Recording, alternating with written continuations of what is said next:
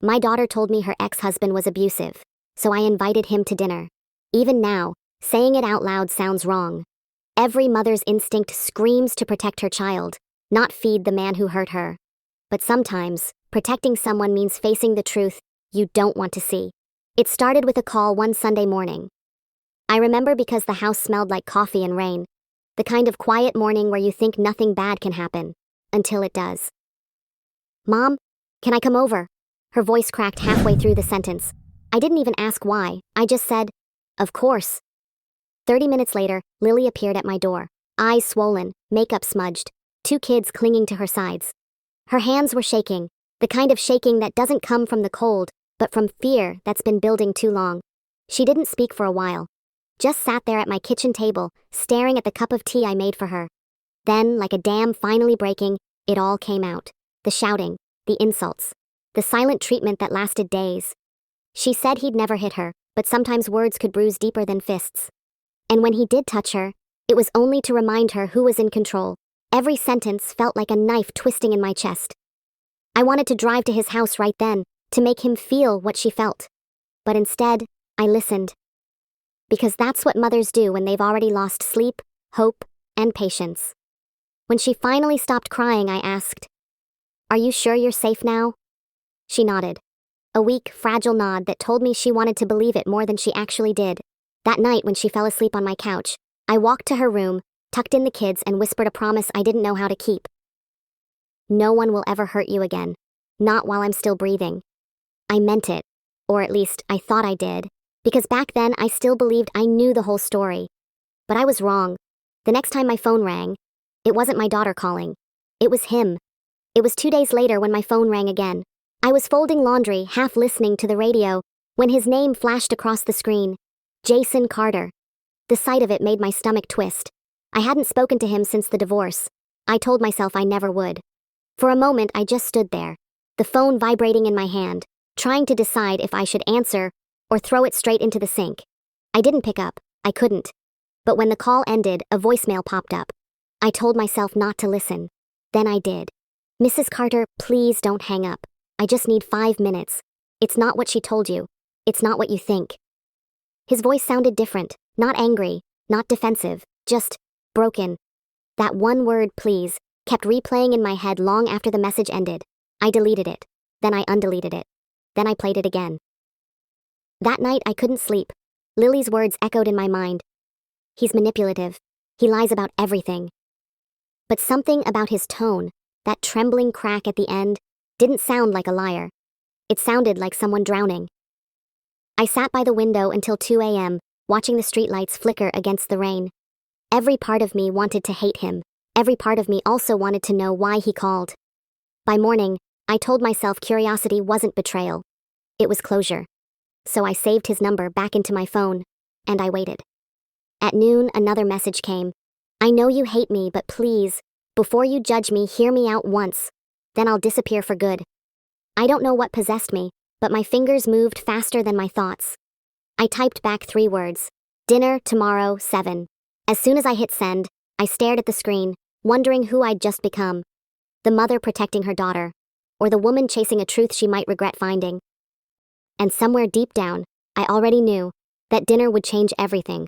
If you're still listening, tell me in the comments. Would you have answered that call, or let the past stay buried? I really want to know what you'd do, because from here on, nothing is what it seems. The morning of the dinner, I woke up feeling like I'd made a terrible mistake. It was that kind of heavy feeling you can't explain, like the air in your house knows something you don't. I made coffee but forgot to drink it. I kept checking my phone, half hoping Jason would cancel. He didn't. Every time I thought about the message I sent him, "Dinner, tomorrow, 7. I wondered what part of me had typed it. The mother in me said I should protect Lily. The woman in me, the one who'd seen enough heartbreak to know stories have layers, whispered, "What if he's telling the truth?" I spent the afternoon cleaning. It wasn't really about tidiness. It was about control. Because when life feels messy, we scrub the floors hoping the noise drowns out the guilt. Lily called around 5. Her voice was light, peaceful in a way I hadn't heard for months. She said she'd finally gotten the kids enrolled in school and wanted to come by later in the week. "You sound tired, Mom," she said. Just didn't sleep well, I lied. I didn't tell her about the dinner. I couldn't, because if I did, she'd think I'd betrayed her. And maybe she'd be right. When 7 drew closer, I started setting the table. Just 1 candle, 2 plates, nothing fancy. It felt strange, intimate even, hosting the man who'd supposedly broken my daughter's spirit. Every sound outside made me jump. The ticking clock, the hum of the refrigerator, even the wind against the window. And then, the doorbell rang. I froze. My hand hovered over the doorknob like it could stop time. I took a deep breath and opened it. Jason stood there. He looked nothing like the man I remembered from their wedding. No pressed shirt, no confident grin, no spark in his eyes. He was thinner, older, and his face carried that quiet kind of sadness people wear when they've already lost too much. "Thank you for seeing me," he said softly. His voice trembled, like someone who had rehearsed 100 apologies and wasn't sure which one would make sense anymore. I nodded. "Come in." He stepped inside, glancing around like the house itself might judge him. I motioned to the table. "Sit wherever you like." He sat, hands clasped tight, shoulders stiff. I could hear his breathing, slow, uneven, like someone preparing for bad news. For a long time, neither of us spoke.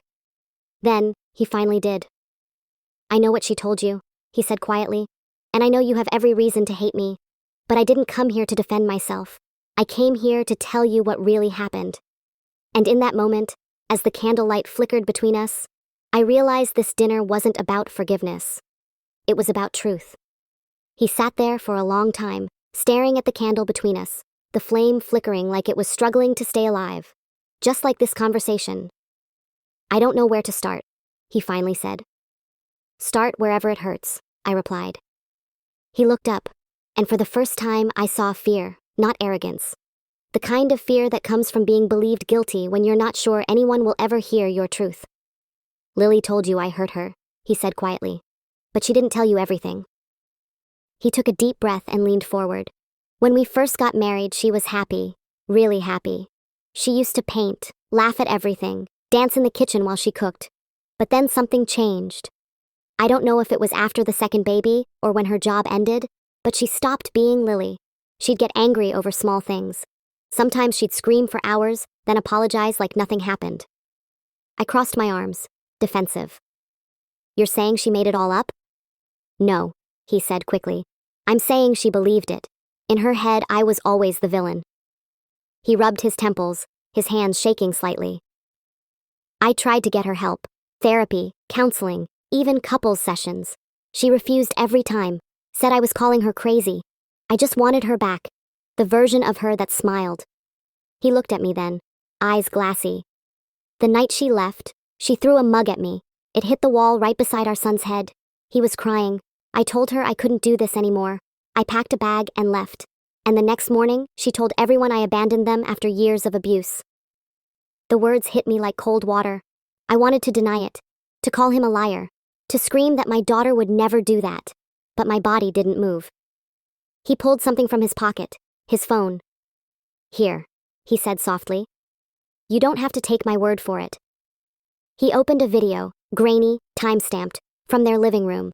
In it, Lily was shouting, her voice sharp, trembling with rage I'd never heard before. Jason was on the floor, holding their little boy behind him. He didn't yell back, didn't even raise a hand. Just whispered up, "Please, not in front of the kids." I felt my throat close. "No," I whispered. "That's not her. That's not my daughter." Jason looked down, his voice breaking. "I never touched her, Mrs. Carter. Not once. But I let her hurt me, because I loved her too much to fight back."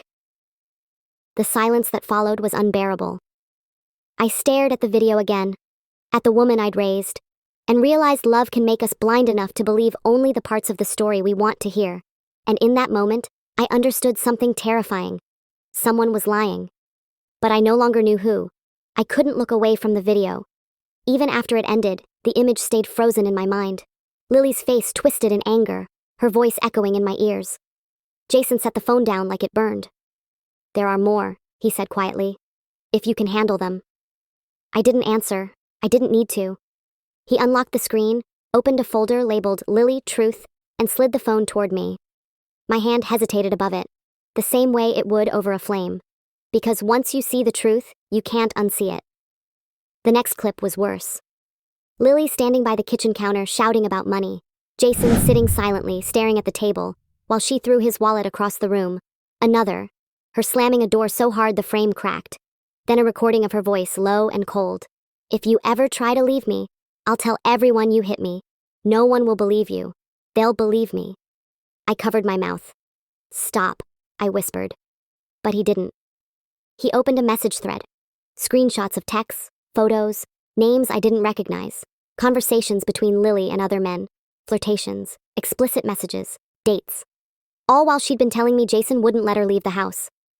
Every new message felt like another piece of glass lodged in my heart. My hands started trembling. I didn't know if I wanted to cry, scream, or just disappear. Jason's voice broke through my silence. I didn't show these to hurt her. I showed them because I need you to know who you're protecting. He leaned back in his chair, defeated. I never wanted to ruin her name. I just wanted the truth to exist somewhere, even if no one believed it. The clock ticked softly between us. Somewhere down the street, a dog barked. The candle on the table had melted halfway. And all I could think was, if everything he said was true, then the daughter I'd been defending wasn't the victim. She was the storm. I looked up at him, voice barely a whisper. Why show me this now? He sighed. Because tomorrow, she's taking me to court for custody. And if I lose my kids forever. I needed you to see the truth before she destroys what's left of me. I pressed my palms to my face, trying to stop the room from spinning. Everything I believed was cracking. And yet, somewhere deep down, a darker question crept in. What if both of them were telling the truth? In their own way? The house felt heavier when he left. Every shadow looked like guilt, and every sound reminded me I'd just crossed a line I could never uncross. I locked the door behind him and leaned against it, my heart pounding so hard I could hear it echo in the walls. The USB drive he'd given me sat on the table, small, silver, and terrifying. I didn't plug it in, not yet. Part of me still wanted to believe there was an explanation, some misunderstanding that would make this all disappear. But the silence kept whispering the same thing. You saw it. I walked to Lily's old room, the one she'd used when she first came back home. Her perfume still lingered faintly in the air. The bed was made, neatly, as if she were still that little girl who needed everything in order before she slept. I sat down and tried to remember the version of her I used to know. The one who cried when she accidentally broke a neighbor's window. The one who once spent an entire week's allowance buying her brother a birthday present. The one who hugged me and said, "Mom, I'll never keep secrets from you." That girl couldn't be the woman in those videos. She just couldn't. But denial is a soft pillow. It only comforts you until the truth decides to wake you up. I found myself whispering out loud, what if it's true? What if I didn't really know her? The question hung in the air like smoke. I poured myself a glass of wine and turned on the TV just for noise, but the sound of laughter from some sitcom made me sick. I muted it, sat in silence again. The USB glinted under the kitchen light, like it was daring me. I picked it up. My fingers trembled. Maybe if I watched it, I'd find something that proved Jason wrong. Something. Anything. Maybe she'd apologize in one of those clips, or say she was sorry, or something that explained it all away. So I took my laptop, closed the blinds, and plugged it in. The screen went black for a second. Then folders appeared. Videos, recordings, screenshots. I hesitated, hovering over the first file, but before I could open it, my phone buzzed. It was Lily. "Hey Mom, just checking in, the kids are asleep. Love you." Her voice sounded so innocent, so warm. I stared at her message for a long time before replying with 2 words. Love you. And then I clicked play. I thought I was ready to see the truth, but the truth was ready to destroy me. The laptop screen glowed in the dark, like something alive. Outside, the streetlights hummed and the rain kept a slow rhythm against the windows. I pressed play. The first video loaded. Lily, standing in the kitchen, voice sharp, words slicing through the air. Jason sat at the table motionless, holding his phone like a shield. Every few seconds she'd pace closer, shouting about bills, about being trapped, about him ruining her life. Then a crash. The plate she'd thrown exploded against the wall behind him. I covered my mouth. I waited for him to hit her, to scream back. He didn't. He just whispered, "Please, not in front of the kids." Clip after clip, I watched my daughter unravel into someone I didn't recognize. The woman who once hummed lullabies was now hurling words that bled. Each new recording felt like a wound I couldn't stop touching. Halfway through, I had to pause. My hands were shaking too much. I thought about calling Lily, asking her to explain, to fix this somehow. But how do you ask your own child if they're the villain in their own story? Then the next file opened on its own. Audio only. Lily's voice again, calmer this time. If he leaves, I'll tell everyone he hits me. They'll believe me. They always believe the woman. The words stabbed deeper than any silence could. I slammed the laptop shut, but her voice lingered in the air like smoke that refused to fade. I sat there, frozen, listening to the hum of the fridge, the echo of her confession still ringing in my ears. Every instinct I had as a mother was now fighting every piece of proof I'd just seen. Was she lying to me for months? Was he lying to me now? Or was this some kind of awful truth where they'd both been victims of love, of pride, of pain that went unhealed too long? My tears finally came, quiet and exhausted, because it wasn't just Lily's story falling apart anymore. It was mine too. And somewhere between the silence and the sobbing, I realized I couldn't protect my daughter from the truth, because the truth was what she'd been hiding from all along. If you were in my shoes, what would you do next? Would you confront her right away or wait, just to see if she'd ever tell the truth herself? Comment below. I really want to hear your side. I didn't sleep that night. Every time I closed my eyes, I saw flashes, Lily screaming, Jason shielding the kids, that awful sentence echoing. They'll believe me. By sunrise, I'd already made up my mind. I couldn't live another day not knowing which version of my daughter was real. I waited until afternoon to call her. She picked up on the second ring, cheerful, unaware that my world had just tilted off its axis. Hey Mom, you sound tired again. Did you stay up late? Her voice used to calm me. Now it made my chest ache. Lily, I said softly, can you come by later today? I made something for the kids. She agreed without hesitation. Of course, I'll bring them after school. The rest of the day crawled. I made cookies, because baking was the only thing that kept my hands from shaking. At 5 o'clock, her car pulled into the driveway. 2 small faces ran out smiling, innocent, unscarred by the war between their parents. She came in behind them, hair loose, looking lighter than I'd seen her in months. Something smells amazing, she said. You really didn't have to. Lily, I interrupted. My voice didn't sound like mine. We need to talk. She froze. About what? I motioned toward the kitchen table. The laptop sat there closed, but its presence filled the room like a ghost. I had dinner with Jason, I said. The words dropped like a stone between us. Her smile vanished. You what? He showed me things, Lily. Videos, messages. Her eyes widened, not in surprise, but in something colder. Panic, maybe. Mom, please tell me you didn't believe him. He's manipulating you, just like he did me. I stayed quiet. I needed to see what she'd say next. Her hands began to tremble. He probably edited those videos. You know how tech-savvy he is. He's trying to ruin me, Mom. You can't. Lily, I cut her off. There's audio, your voice, your words. For a moment, she looked at me like I'd just betrayed her. And maybe I had. You think I'd hurt him? After what he did to me? She whispered, tears welling up. You think I made it all up? I couldn't answer. Because the truth wasn't black or white anymore. It was a storm of gray, spinning between love and disbelief. She turned away, covering her face. I told you everything, Mom. I told you because you're supposed to believe me. I do, I said. But it came out too soft, too unsure. And in that tiny hesitation, something in her broke. She grabbed her bag and stormed toward the door. If you believe him, you lose me, she said, her voice shaking. You lose your daughter. The door slammed hard enough to rattle the frames on the wall. The kids looked up from their coloring books, confused, wide-eyed. Is Mommy mad again? The little one asked. I didn't answer. Because truth doesn't care who it breaks. It just keeps breaking. And as the sound of her car faded down the street, I realized the dinner hadn't destroyed Jason's lies. It had destroyed us. The house was too quiet after she left. It wasn't the peaceful kind of quiet. It was the kind that hums in your chest, the kind that sounds like guilt. The kids stayed for dinner, picking at their food, their eyes darting to the door every few minutes, as if their mother might suddenly appear again. I smiled for them. That hollow, practiced kind of smile you learn when you're trying not to cry. After they fell asleep, I tucked them in and lingered a moment, watching the way their small hands curled against the blankets. They looked so much like her before the anger, before the exhaustion, before everything turned into a story none of us could finish. When I closed their door, the silence returned. It filled the hall, the kitchen, the space where her voice used to be. I sat at the table staring at the laptop again. The cursor blinked on a black screen, a heartbeat for everything I didn't understand. How could two people tell such different versions of the same life? Both sounded convincing. Both sounded broken. And I loved them both in ways that made it impossible to choose a side. I thought about calling Lily, then about calling Jason, and realized neither of them would pick up. Not tonight, maybe not ever.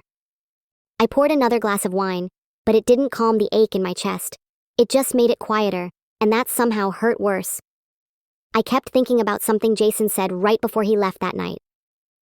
Sometimes people get so used to playing the victim they forget when they became the villain. At the time I thought it was just bitterness. Now I wasn't so sure. The rain started again, soft, steady, the kind of sound that makes you want to forgive someone you're not ready to. I sat there until morning, listening to it fall, trying to decide which truth I could live with. But by the next sunrise, I realized there was no choosing sides anymore. Because the next truth that found me didn't belong to either of them. It was barely 7 when the doorbell rang. I was still in my robe, hair unbrushed, the kind of morning when you're too tired to pretend you figured your life out. For a second I thought it was Lily. Maybe she'd calmed down, maybe she wanted to talk. But when I opened the door, it wasn't my daughter standing there. It was Jason. He looked worse than before. Eyes bloodshot, jaw tight, hands shoved deep into his jacket pockets like he was trying to hold himself together. "I'm sorry," he said quickly. "I know I shouldn't be here." His voice was low, urgent, the kind that tells you something's about to collapse. I stepped aside without thinking. "Come in," I said, and instantly regretted it. He walked in slowly, his shoes leaving faint marks on the tile. He didn't sit this time. He just stood in the middle of the room, like he was afraid of what sitting down would mean. "I'm leaving town," he said. "I can't stay here anymore." My stomach tightened. "What do you mean, leaving?" He exhaled hard. "Lily filed an emergency motion. She told the court I threatened her. I didn't, but by the time they look into it, I'll already look guilty. I can't win this." He paced, running a hand through his hair. "I just came to give you this." He handed me an envelope, thick, sealed, edges slightly crumpled. "What's in it?" I asked. "Proof," he said. "Real proof. Not to hurt her. Just so one day when the kids start asking questions, you can show them what really happened." I didn't move. He put the envelope on the table next to the candle we'd shared that night and stepped back. "Mrs. Carter, I loved her. God knows I still do, but love doesn't survive lies. It just becomes one." Before I could speak, he turned and left. No goodbye. No second look. Just the sound of his footsteps fading down the porch steps, then the soft click of the gate. I stood there for a long time, the envelope in my hands, wondering how many truths one heart could hold before it broke completely. I should have opened it right away, but I didn't, and because of that delay, someone else opened it first. The envelope sat on the counter all day. I told myself I'd open it after lunch, then after dinner, but the truth was, I was afraid of what was inside. By nightfall, I had almost convinced myself to hide it somewhere, to pretend it never existed. Maybe some secrets deserved to stay folded shut, but that choice wasn't mine anymore. At exactly 8:17 p.m., headlights flashed through the front window. Lily's car. I wasn't ready for another argument, but before I could move, the front door opened. "Mom?" Her voice was calm, too calm. I turned, forcing a smile. "You scared me. What are you doing here?" "You left your laptop on when I came by earlier." She pointed toward the table. "And what's this?" Her eyes were locked on the envelope. Before I could stop her, she grabbed it. "Lily, wait!" She tore it open, her hands trembling. A flash drive fell out, along with several printed screenshots. I reached forward, but she was faster. She held them up to the light, scanning line after line, her expression changing from confusion to horror to rage. "He gave you this, didn't he?" she snapped. "You let him into this house again." "Lily, listen to me. You think he's the victim now? You think I'm the liar?" Her voice cracked halfway through the sentence. The papers shook in her hands. Tears filled her eyes, but behind them I saw something colder, a flash of fear, maybe guilt. "He's twisting everything," she shouted. "He recorded me without permission. He's dangerous, Mom." Her words tumbled out like she was trying to convince herself more than me. I stayed quiet. Sometimes silence tells you more than any question could. She slammed the papers onto the counter, sending the flash drive skittering across the floor. "You have no idea what he's capable of," she said, her breath shaking. If anything happens to me, you'll know who did it." She turned to leave, but before she reached the door, she stopped, just for a heartbeat, and whispered without looking back. "You always said you'd protect me. I guess you finally found something better to believe in." The door closed softly this time. No slam. Just the quiet kind of ending that feels permanent. I picked up the flash drive from the floor. It was warm from her hand, like it had absorbed the last bit of trust between us. And as the rain started again, a thought crossed my mind I wish had never come. What if Jason wasn't the only one recording? It was almost midnight when I noticed it. The house was quiet again, the kind of silence that makes you hear things you shouldn't, like the hum of the refrigerator or the ticking of the clock that suddenly feels too loud. I had the flash drive in my hand, just turning it over and over, when I noticed the corner of a small SD card taped to the back, hidden beneath the flap of the envelope. Jason hadn't mentioned that. I peeled the tape away carefully and held it up to the light. Black plastic. Tiny silver chip. But something about it made my stomach twist. I plugged it into my laptop. There was only one folder. It was named Mom. My breath caught in my throat. For a moment I didn't move. Then I double-clicked. The screen filled with thumbnails, video clips, all from inside my house. The timestamps were recent, just days old, and each one labeled kitchen, living room, front door. I opened the first one. It showed me, sitting at this very table, talking to Jason the night of our dinner. The camera angle was strange, like it had been filmed from a shelf or behind the clock. The audio was clear. Every word I'd said, recorded. My hands went cold. I clicked another. This one was from the following morning. Me, sitting on the couch, holding the USB he'd given me. And then, Lily, quietly entering through the back door, watching me from the hallway before slipping away again. I felt sick. She'd been here, watching, recording. The realization hit hard and fast. She didn't trust me. Maybe she hadn't for a long time. Each clip revealed another angle, another conversation, another piece of proof that she'd turned my home into a surveillance room. Not for protection, for control. In one file, I even saw her standing outside the house, phone pressed to the window, recording Jason's voice through the glass as he handed me the envelope. I slammed the laptop shut, heart racing so loud it drowned out everything else. It wasn't just her marriage that had fallen apart, it was her mind, her trust, and maybe mine too. I walked to the sink and splashed water on my face, but the reflection in the window looked like a stranger. Tired eyes, trembling hands, a mother who didn't know who she was protecting anymore. And as I stood there in the dark kitchen, one thought kept looping through my head. If she's been watching me all this time, what else has she seen? The knock came just after dawn. Not a polite tap, but the steady, official rhythm that makes your stomach tighten before you even reach the door. 2 officers stood on the porch, rain glistening on their jackets. A woman in uniform spoke first, calm but clipped. "Mrs. Carter, I'm Detective Hanley. We'd like to ask you a few questions about your daughter, Lily Henderson." Her name hit me like a dropped plate. "What happened?" I asked, my voice already breaking. The detective's eyes softened a little. "She came by the station last night, filed a report claiming her ex-husband, Jason Carter, is stalking her. She also mentioned you were communicating with him." I gripped the doorframe. "She said that?" "Yes, ma'am. She told us she's afraid for her safety, and the children's." The second officer shifted uncomfortably, avoiding my eyes. I could tell they didn't know who to believe either. "We just need to confirm your version of events," Hanley continued. "You did meet with Mr. Carter?" I nodded slowly. "Yes, but it wasn't what she thinks. He came here to show me proof, evidence that she might not be telling the whole truth." The detective scribbled something in her notebook. "Evidence?" I hesitated. Every word I said could change everything. For Lily, for Jason, for the kids. I wanted to protect them all, but protection and honesty don't always hold hands. "Videos," I whispered. "Messages." He gave me a flash drive. Hanley looked up. "Do you still have it?" I gestured to the kitchen table. She followed me inside, slipped on gloves, and carefully picked up the small device. The other officer stood near the window, eyes scanning the pictures on the wall. Family portraits, birthdays, Lily holding her newborn son. All of them frozen in happier lies. After a moment, Hanley turned back to me. "We'll take this for now. It might help clarify some things." She paused, studying my face. "Mrs. Carter, if your daughter contacts you again, please call us immediately. I think everyone involved could use some distance right now." They left as quickly as they'd arrived, the sound of their cruiser fading into the morning rain. I closed the door and leaned against it, the quiet pressing in from all sides. Somewhere in that envelope of evidence and fear was the rest of our story. But now it was out of my hands. I thought losing the truth was the worst thing that could happen. But that morning, I learned something worse. When the truth belongs to the police, it stops belonging to you. The courthouse smelled like paper and coffee, a mix of routine and ruin.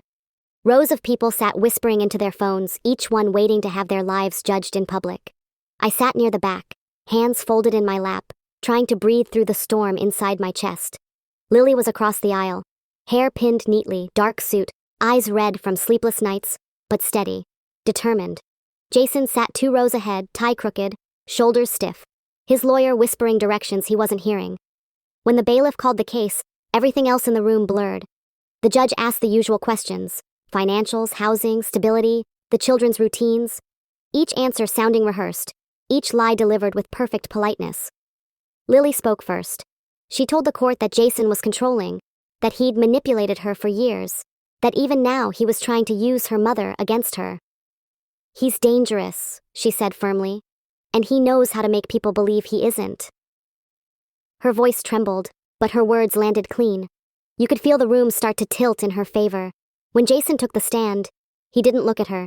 He looked at the judge, voice low, steady, careful. "Your Honor, I've made mistakes, but I never raised a hand to her.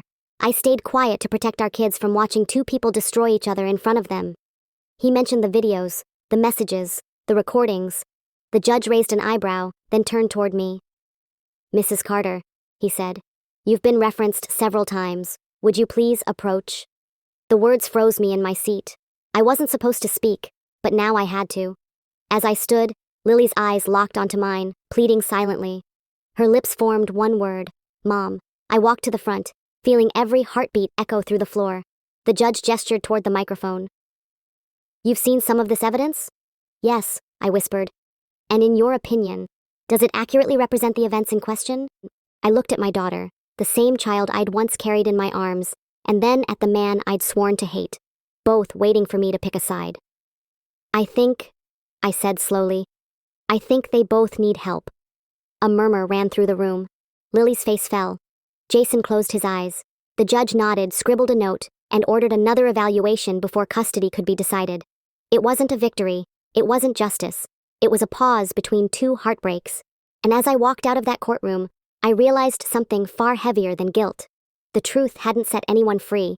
It had only built a bigger cage. The courthouse doors closed behind me with a thud that sounded final. The air outside was cold, but it wasn't the weather that made me shiver. It was the feeling that something sacred had cracked, and no one knew how to fix it. Reporters lingered by the steps, snapping pictures of strangers whose lives were falling apart. I walked past them quietly, clutching my coat tighter around me. In my head, I could still hear Lily's voice from the stand, strong, rehearsed, polished. And then Jason's, low and calm, almost tired. Both voices kept replaying, overlapping, drowning each other out. By the time I reached the parking lot, I couldn't breathe. I sat in my car and finally let the tears come, the kind you've been holding back for weeks, the kind that burn before they fall. I wasn't crying because of what the judge said. I was crying because I finally realized there wasn't going to be a right side to this story, just survivors. And none of us were winning. That night, I came home to an empty house. No kids, no laughter, no Lily, just the quiet weight of everything left unsaid. I poured myself a drink, then another. By the third, I wasn't sure if I wanted to scream or pray. Jason had left town. Lily had stopped answering my messages, and I was caught somewhere in the middle, holding pieces of 2 different truths that didn't fit together. I picked up my phone and opened my texts with Lily. So many old messages. "Good morning, Mom. Love you. Can you watch the kids tonight? You're my safe place." I typed, "Lily, please, can we just talk? I don't care about sides anymore." But I didn't send it, because I knew if she read it, she'd see the guilt hiding in every word. Instead, I put the phone down and whispered into the empty room. What kind of mother can't save her own child? The silence didn't answer. It just stared back. Then I noticed the envelope Jason had left behind, still sitting on the counter. The one the police hadn't taken. Inside it, A single photo. Lily smiling, holding the kids, Jason standing behind them, his hand on her shoulder. A perfect moment, before everything fell apart. I slid the photo back into the envelope and pressed it against my chest. For the first time in a long while, I prayed. Not for justice, not even for truth, just for peace, for all of us. But peace has its own way of testing you. And sometimes, before it gives you calm, it gives you a storm. If this were your family, your child, would you have taken a side? Or would you have done what I did and tried to love them both through the wreckage? Tell me below. I really want to hear your heart on this one. The storm rolled in just after midnight. Thunder, low and distant at first, then closer, like the sky was warning me something was coming. I sat on the couch with the lights off, watching the rain slam against the windows. It had been 3 days since the hearing. 3 days of silence from both Lily and Jason. 3 days of wondering if maybe that silence was all I'd ever get from them again. Then, over the sound of the rain, my phone rang. The name on the screen made my blood run cold. Jason. I hesitated, staring at his name until the ringtone almost stopped. Then I answered. Mrs. Carter, I didn't know who else to call. His voice was barely audible over the storm. I just got a message from Lily. She said she's taking the kids and leaving town tonight. No custody order, no notice, just gone. My chest tightened. What? That can't be? She blocked my number right after. I tried calling her mother, but here I am. The line crackled. Rain hammered harder. I stood up, already grabbing my car keys. Stay where you are, I said. I'll find her. Be careful, he whispered. She's not thinking straight. I hung up and ran to the door, barely stopping to grab my coat. The storm swallowed me the moment I stepped outside. Wind cutting through the night, rain soaking me within seconds. Lily's apartment was 15 minutes away. I drove like my hands belonged to someone else, white-knuckled, shaking, whispering prayers between breaths. When I pulled into the lot, her lights were still on. The front door was open. I ran up the stairs 2 at a time, heart pounding, and pushed through the doorway. Lily? The living room was a mess. Boxes half-packed, toys scattered, rain blowing in through an open window. Then I saw her, kneeling by a suitcase, hands trembling, eyes swollen from crying. Mom, she whispered, voice cracking like glass. I can't do this anymore. I dropped to my knees beside her. Baby, listen to me. Running won't fix it. She shook her head violently. You don't understand. They're going to take my kids. Jason's turning everyone against me, even you. She clutched her chest, sobbing. I was a good wife, Mom. I tried so hard. I know you did, I said softly, grabbing her hands. They need you calm, not gone. Lightning flashed outside, illuminating her face. And behind the exhaustion, there was something I hadn't seen before. Not just fear, remorse. She looked at me, eyes wet and wide. You saw those videos, didn't you? I hesitated. She already knew the answer. Then you know, she whispered. You know I wasn't always the victim. The wind howled, rattling the walls like the house itself was listening. And before I could speak, she told me something that would rewrite everything I thought I knew about love, guilt, and forgiveness. The thunder rolled again, shaking the windows. Lily sat on the floor, her suitcase forgotten, eyes locked on mine. For a long time, neither of us spoke. Then, in a voice I could barely hear, she said, Mom, I need to tell you something. She drew a slow breath, her shoulders trembling. It didn't start the way you think. When Jason and I got married, he really was kind. He'd write me notes, make breakfast, take the kids to the park, and then I lost my job. She twisted her wedding ring on her finger, staring at the metal like it could answer for her. He said it was okay, that we'd manage. But every time the bills came, he'd sigh, just loud enough to remind me I wasn't helping. Then he started tracking what I spent. At first, it was budgeting. Then it was permission. Every dollar, every errand, every visit to you, I had to ask. I tried to stay calm, but my chest ached, she continued, voice cracking. I started yelling because I was tired of whispering. And yes, I hit things, I threw things, but I never meant to scare the kids. I just wanted him to hear me again. Tears slipped down her cheeks. The affairs, they weren't about love, Mom. They were about feeling seen, feeling like I mattered to someone. The wind outside howled, drowning out the silence between her words. She wiped her eyes, then looked at me directly. Jason recorded me because he wanted proof he wasn't the villain. But neither of us were heroes. We broke each other in ways we didn't understand. I knelt beside her, unsure whether to hold her or walk away. Why didn't you tell me this before? Because you already chose your version of me, she whispered. The one who needed saving.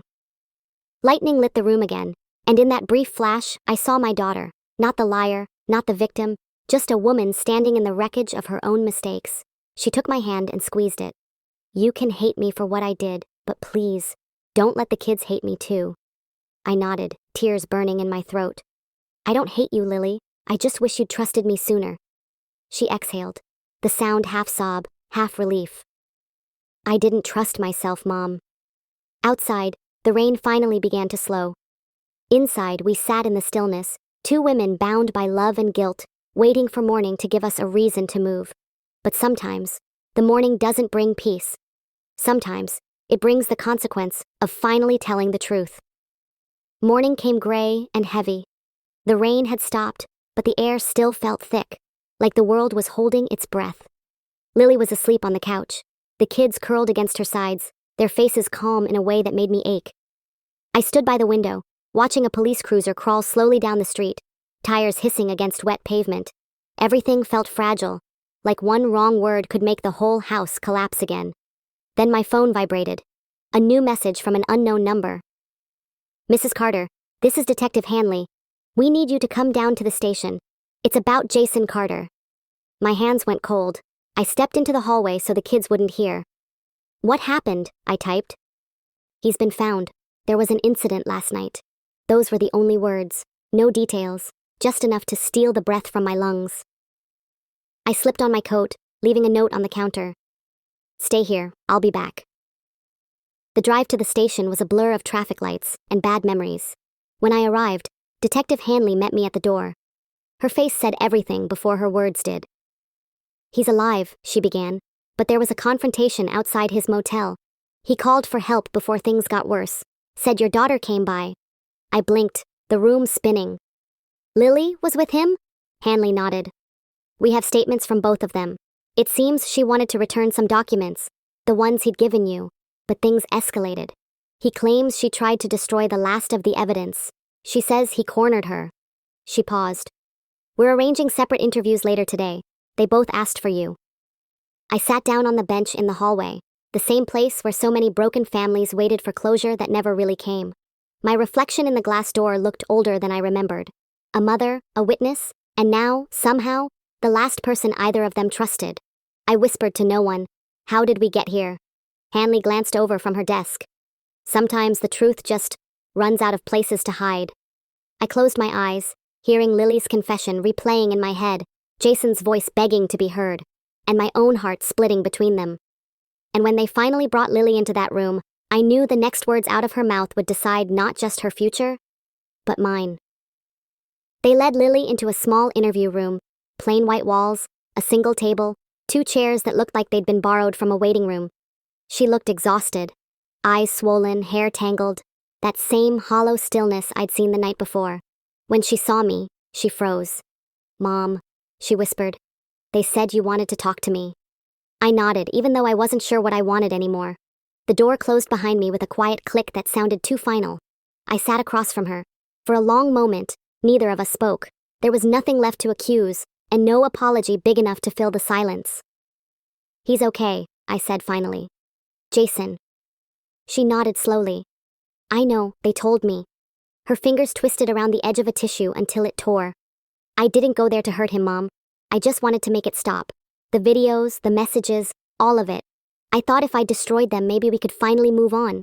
Her voice cracked at the word move. I reached across the table, but she didn't take my hand. Do you think I'm a bad person? She asked softly. The question hit me harder than any accusation ever could. No, I said. I think you're a person who's done bad things, and lived through worse. She looked up, tears spilling freely now. I just wanted to be loved, Mom. I know, I said. And you were. You still are. The officer at the door cleared his throat. Our time was up. I stood, leaning close enough to whisper, let them tell the truth now. You've carried it long enough. She nodded, wiping her eyes. I'm tired, Mom. I just want it to be over. Outside, another officer waited to escort me to a second room. Jason was there, sitting upright, hands folded on the table. His face was pale, but calm, like someone who'd already made peace with whatever came next. Mrs. Carter, he said quietly. She's not evil. Please don't let them make her out to be. I swallowed hard. Then what are you asking for? He looked down. Just fairness. For her. For the kids. I can't undo what's been done, but maybe we can stop passing it down. He exhaled shakily, a man who'd run out of fight. Tell her I forgive her, even if she never forgives me. I nodded, unable to speak. When the door opened again, I stepped into the hallway feeling the weight of both their worlds balanced on my shoulders. And for the first time in my life, I realized forgiveness doesn't mean choosing a side. It means living with both stories, even when neither one makes sense. The next few weeks moved in slow motion. Phone calls from lawyers, letters from the court, social workers asking the same questions in slightly different ways. Everyone wanted a clean story. No one wanted to hear that sometimes stories don't clean up. When the custody review finally ended, the judge called me aside. Mrs. Carter, he said gently, for now, the children will stay with you until their parents complete therapy and mediation. I nodded, though I barely heard the rest. My knees felt weak. It wasn't victory. It was responsibility, dressed in legal language. That evening, I brought the kids home. They ran down the hall laughing, as if the world hadn't just cracked open beneath them. I made hot chocolate, watched cartoons I didn't understand, and listened to the sound of their laughter filling the spaces where shouting used to live. Later, when they were asleep, I sat at the kitchen table again. The same candle from that first dinner still stood there, half melted, wax hardened into a shape that looked like a heart that never quite finished forming. I opened my notebook and started to write, not about who was right or wrong, but about the little things. How Jason smiled when the kids laughed, how Lily hummed when she cooked, how love had been real once, even if it didn't survive the storm. For the first time, I stopped asking why and started asking what now, because maybe truth isn't something you win. It's something you carry, and the heavier it feels, the more it reminds you that you're still alive. Tomorrow, I'll take the kids to see their mother. Next week, maybe we'll visit their father, and someday, when they're old enough to ask what happened, I'll tell them the truth. Not the one from the courtroom, but the one from a mother who learned the hard way that love can break you and still be worth remembering. Because in the end, this wasn't just their story. It was mine too. A story about how forgiveness sometimes begins in the same place where trust ends. A year has passed since that night. The house is quieter now, but not empty. It breathes again. The children have grown a little taller. They still ask about their parents, but the questions are softer now. Less why, more when. When can we see Daddy? When will Mommy smile again? I tell them soon. Because soon is a kind word. It doesn't promise. It just hopes. Sometimes Lily calls late at night. She tells me therapy is hard, that the sessions scrape at old wounds she thought had healed. Other nights, Jason texts pictures of the kids' drawings he keeps on his fridge. He signs every message the same way. Tell them I'm proud. I've learned that healing isn't a straight road. It's a long, twisting path that sometimes circles right back to where you started. But if you keep walking, the circles start to look like forgiveness. Last week at the park, the kids saw a butterfly land on the swing between them. They called me over, laughing, and for a second I saw it. Peace. Not the loud, dramatic kind. The quiet kind that just exists. I realized then that maybe the world doesn't divide us into villains and victims. Maybe it just gives us moments. Some to love, some to lose, and some to learn from. So if you've made it this far into my story, I want to ask you something. Would you have done what I did? Would you have invited him to dinner?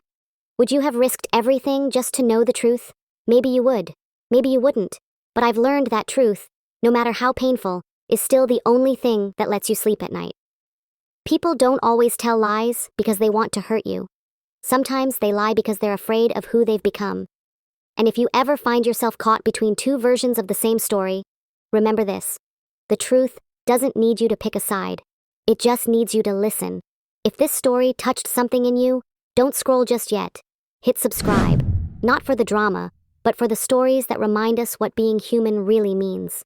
And before you go, tell me in the comments, have you ever forgiven someone and still couldn't forget? Your answer might just help someone else heal tonight.